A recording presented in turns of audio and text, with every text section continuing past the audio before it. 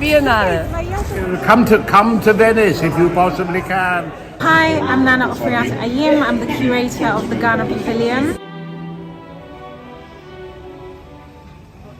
Arriving in Venice is like entering a magical theatre, one that puts on a show every 2 years, on a stage so spectacular that no other art fair could possibly match it. The Venice Biennale is called the Olympics of the art world. It can be a grueling and overwhelming experience, with 213 artists from 58 countries taking part, as well as countless extra events. But it is an art lover's paradise, and throughout its 6 months duration, the city of Venice comes alive. This is the original Biennale.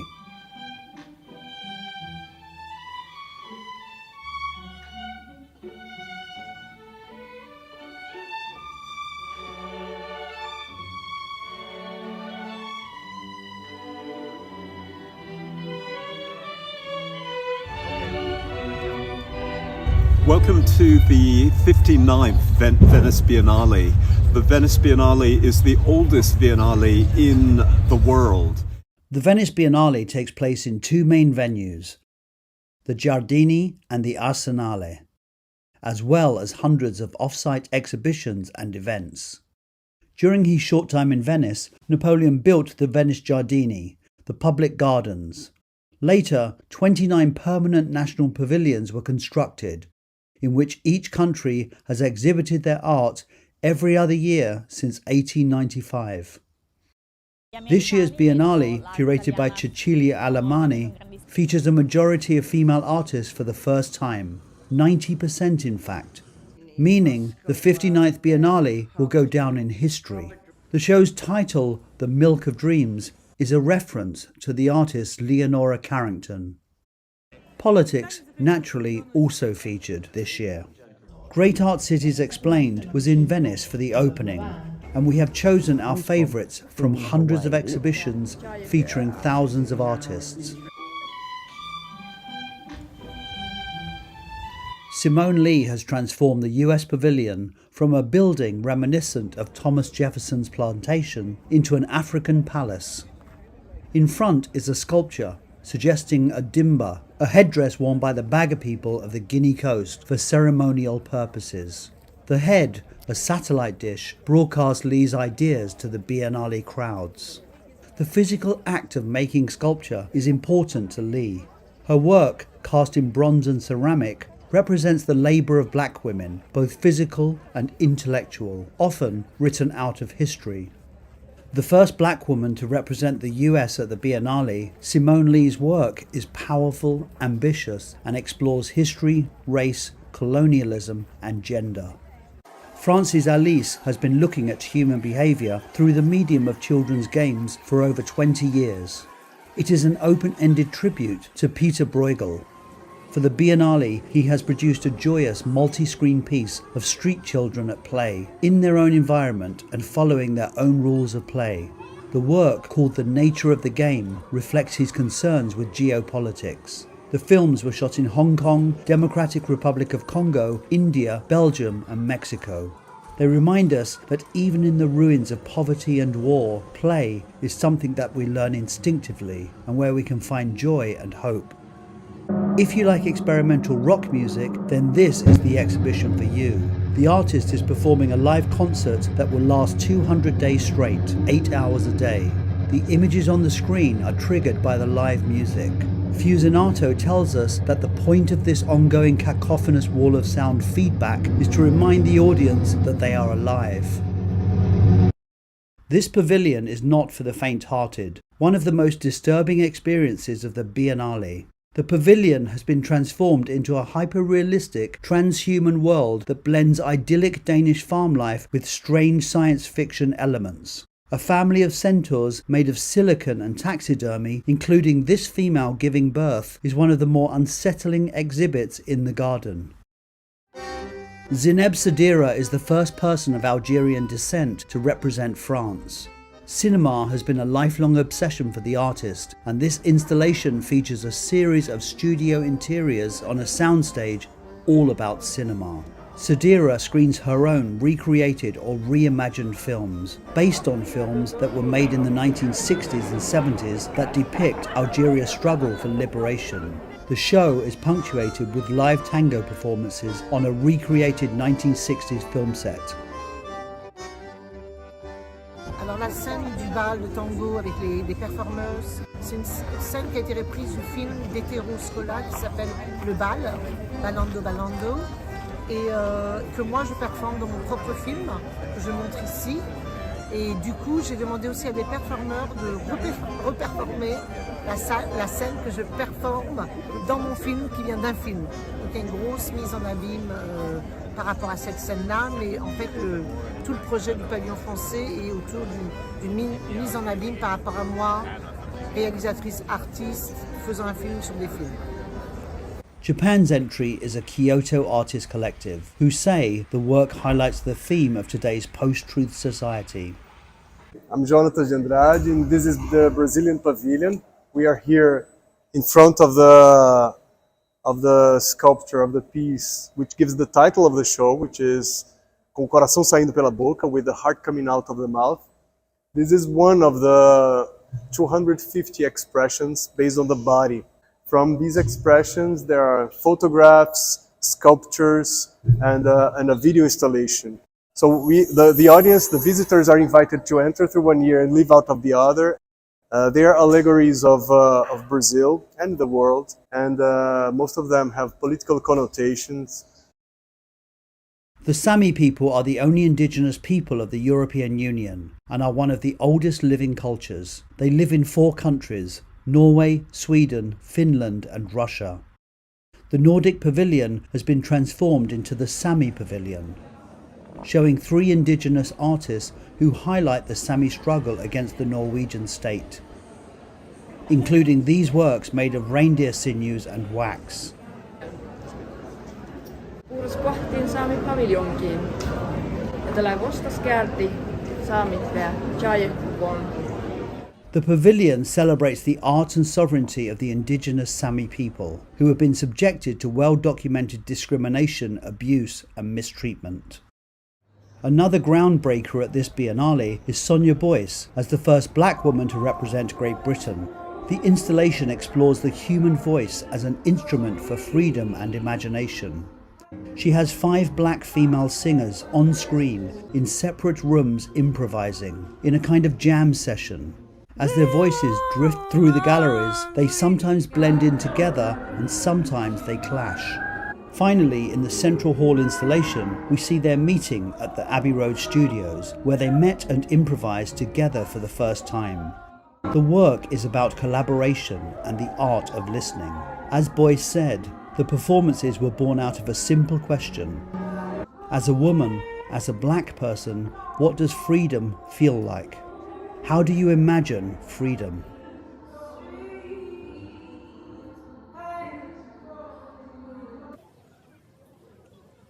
The Russian artists and their curator pulled out of representing Russia at the Venice Biennale as they disagree with the invasion of Ukraine. Various protests and performers have been taking place outside the pavilion. Nearby, a temporary Ukraine pavilion was only planned 2 weeks ago. It symbolises strength and resilience. A wooden pavilion burned to strengthen the wood, and a stack of sandbags, similar to those used to protect historical monuments in Ukrainian cities. The second main exhibition space is Arsenale, which in the Middle Ages was the leading shipyard of the world. Today, the former shipyards are a huge exhibition space where we find national representation for those countries who don't have a permanent space in the gardens. Simone Leigh shows in both the Giardini and the Arsenale, and the first thing to hit you is her 16-foot tall bronze bust of a black woman, with a torso that combines the forms of a skirt and a clay house.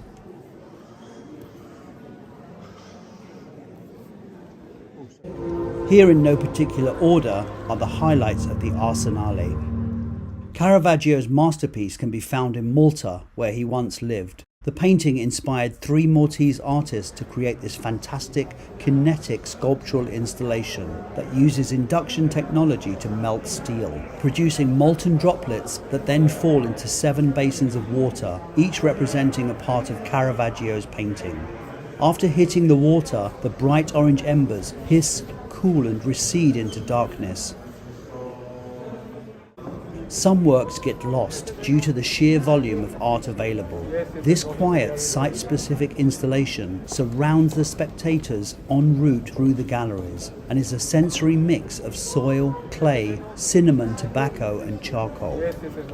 In a biennale with many disturbing exhibits, this got our vote for the most disturbing. The subject of this dark, dark film, a man who murders his family, is made even more disturbing by its aesthetic. What looks like a stop-action animated film is in fact actors in prosthetics. Hi, my name is Chainkua Reindorf and I'm one of the artists representing Ghana. I'm really interested in storytelling. I basically created a mythology of 7 characters, and the sculpture you see behind me is a physical representation of one of the characters, which is the blue painting over there. And this particular character is based on this idea of a woman who is in total control over her body and her sexuality, and also in control over who has access to her body and her sexuality.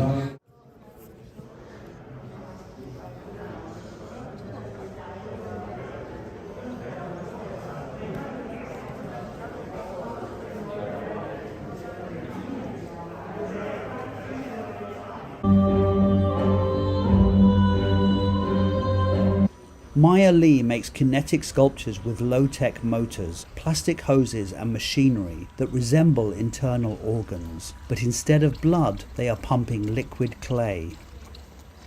We are big fans of Emma Talbot, who works with her personal thoughts and emotions to produce a wider universal narrative. So we were pleased that she is showing her beautiful hand-painted text and patterns at the Biennale.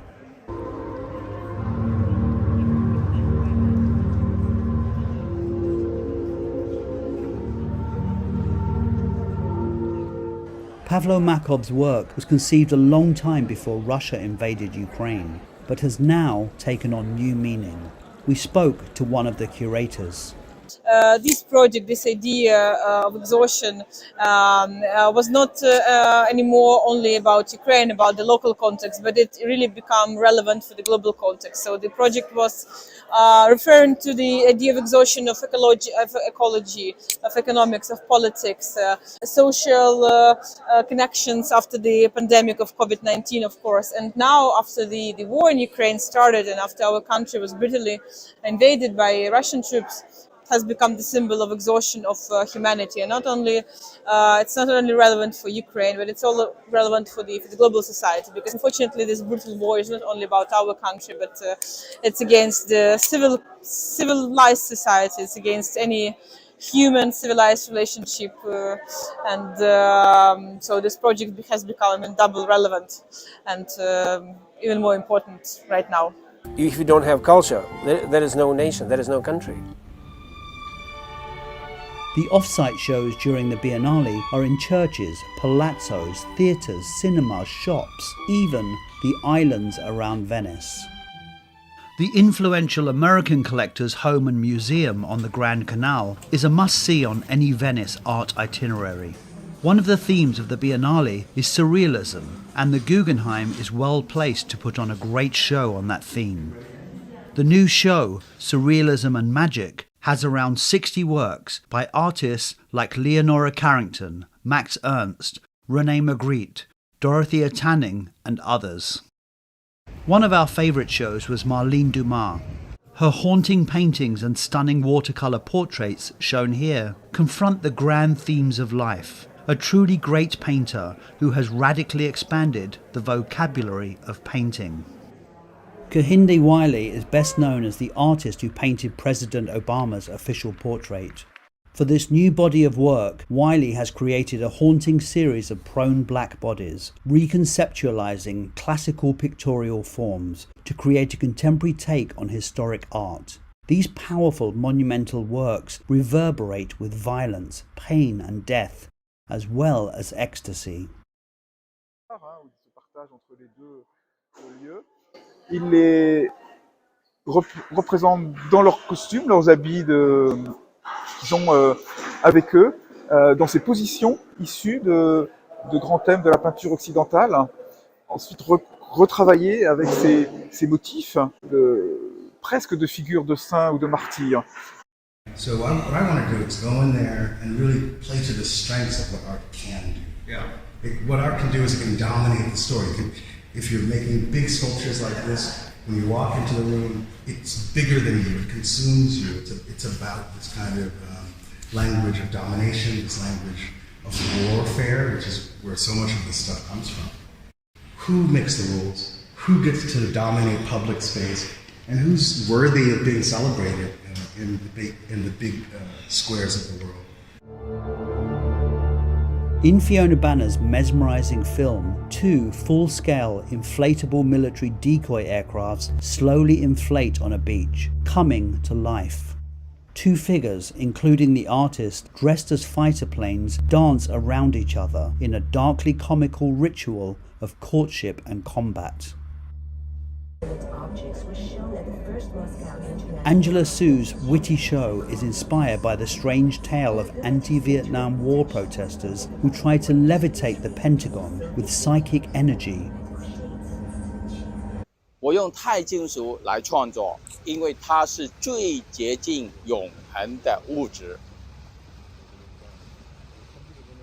The last time we saw Wallace Chan's work was in Canary Wharf, London. For Venice, he has deconstructed his monumental sculpture, and viewers are invited to walk through the darkened palazzo and physically connect with the fragments. Material, space and time are his concerns, and Chan works with titanium, a material once considered too complex for large works, but here is seen on a gigantic scale. The combination of monumentality and close human interaction make us aware of not just space, but our place within it. For me, part of the appeal of the Venice Biennale is seeing modern works in ancient buildings, and our next 2 artists demonstrate that.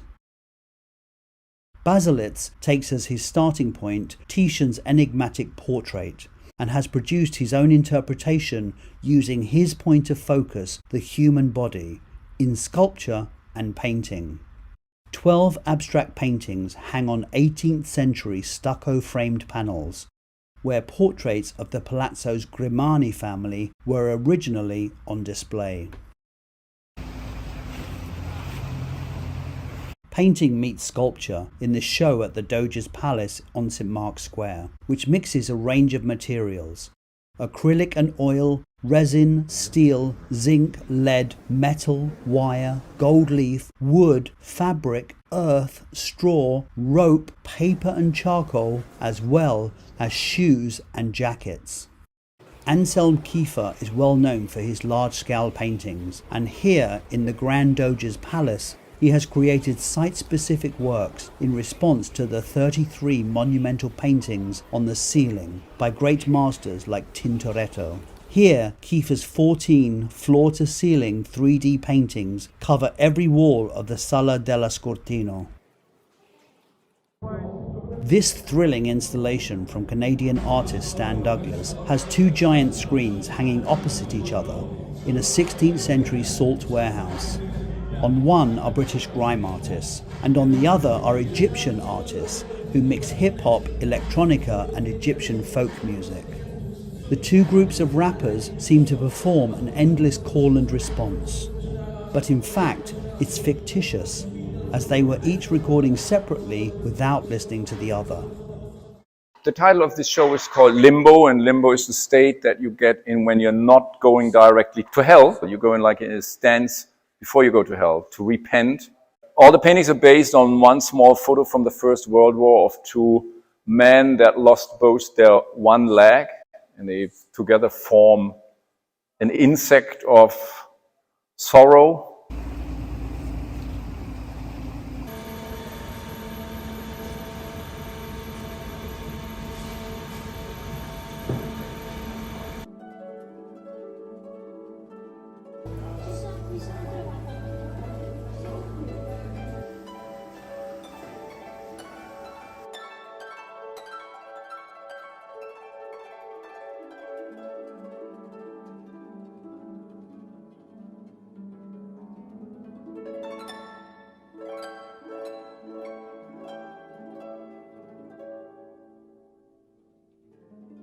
Rakib Shaw is often inspired by old master traditions, and in his new show in Venice, the centrepiece is based on a Panini painting.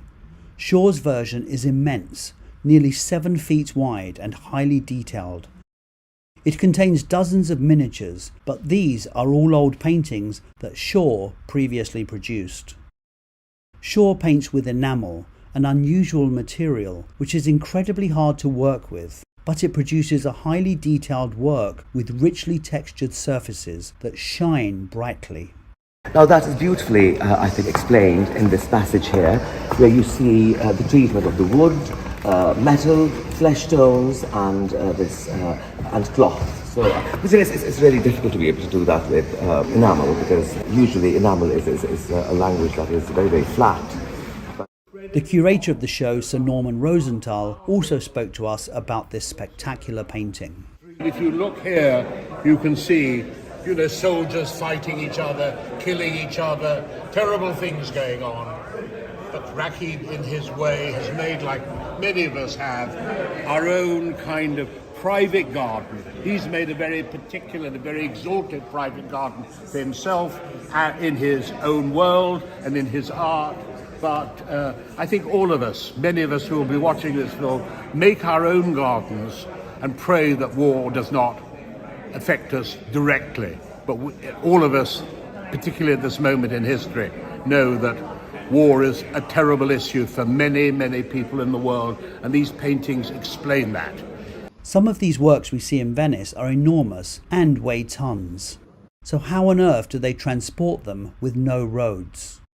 We spoke to Gisela Winkelhofer, the curator who arranged to transport 4 enormous Julian Opie sculptures, each weighing 1/4 of a ton, and then place them on a terrace 100 feet above water level.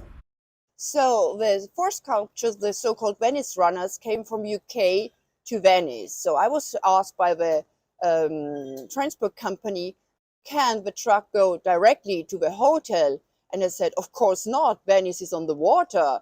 So finally, we had to discuss all the logistic steps. It was like going first from the UK to Marghera to unload with a crane all the 4 big sculptures in the cranes on a huge transport boat. And then slowly, it took another 1 hour to deliver it on a huge pontoon boat and crane in front of the balustrade of the St. Regis. Finally, they arrived, and then we needed a huge crane to get them over a distance for 33 meters on the middle terrace of St. Regis. It was logistic-wise really a masterpiece. Historically important as a major trading port, Renaissance Venice had the economy and the will to support artists, and it did so in a big way. Now, with around 320 biennales around the world, it is hard to imagine that one of them has more power than any other. But the Venice Biennale matters because it is one of the few places that the art world visits en masse.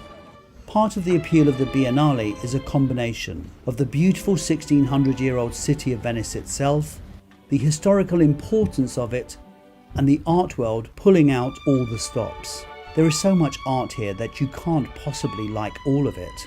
Sometimes you are left scratching your head in disbelief, but sometimes there are flashes of genius so brilliant that you'll never forget it.